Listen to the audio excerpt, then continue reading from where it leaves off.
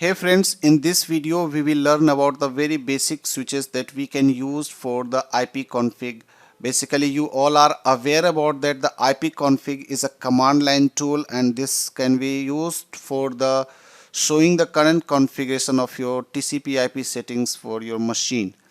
So if you use the IP config space slash all, so this switch will just show the detailed TCP/IP configurations including IP addresses, subnet mask, default gateway and DNS servers. Similarly, if you use the release, so this switch will help you to release the DHCP IP address from your machine, and this is basically used for the troubleshooting purpose. So first two switch we will see how this help us to troubleshoot and see the detailed information of your TCP IP configuration. So let's start by using IP config all.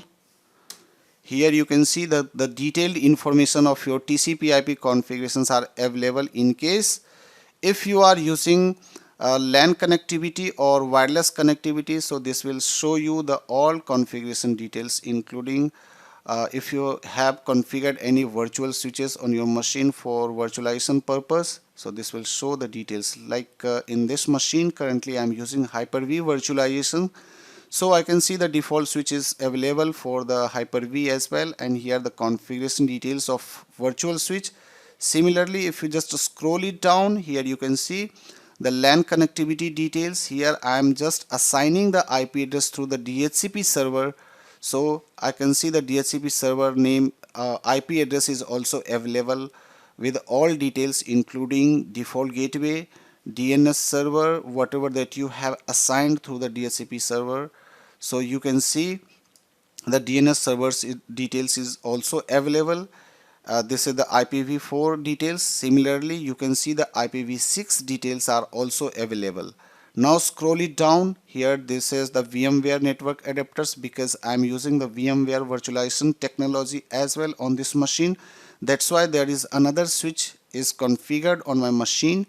Similarly, if you use ipconfig release, so this switch will just release the IP address from your machine where you have assigning the IP address through the DHCP servers. Now you can see the status of my network is removed, and I'm unable to access internet as well.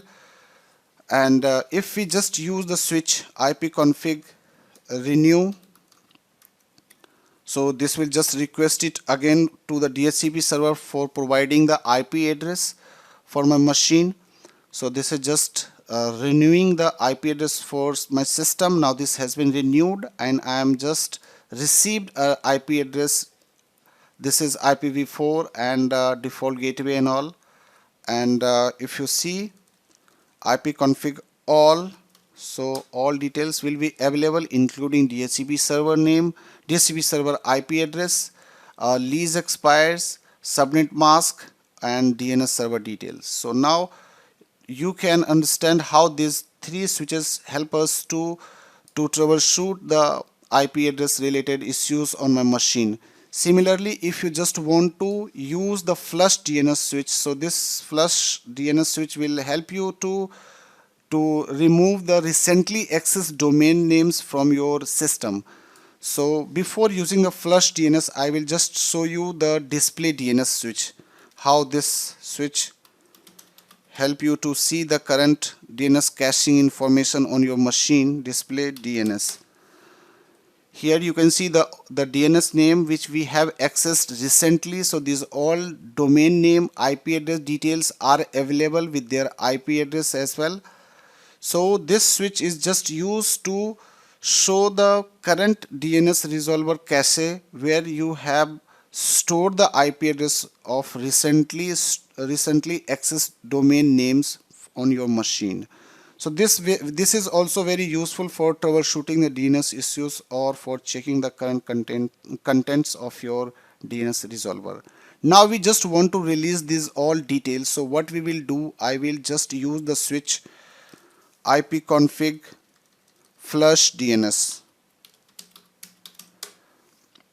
So successfully flushed the DNS resolver cache. So this flush DNS resolver This flush DNS switch will help you to clear the DNS resolver cache where these all details including the recently accessed IP address of your domain is available. So this display DNS will help you to see the current DNS resolver cache, whereas the flush DNS command will help you to remove the DNS resolver cache from your machine. Now this is the registered DNS. Suppose if you just want to register the DNS again, so what you will do, you will just execute the command ipconfig register DNS.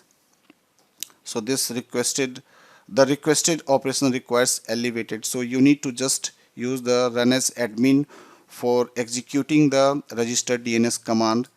Here you need to do like this, run as administrator, and now ipconfig register DNS.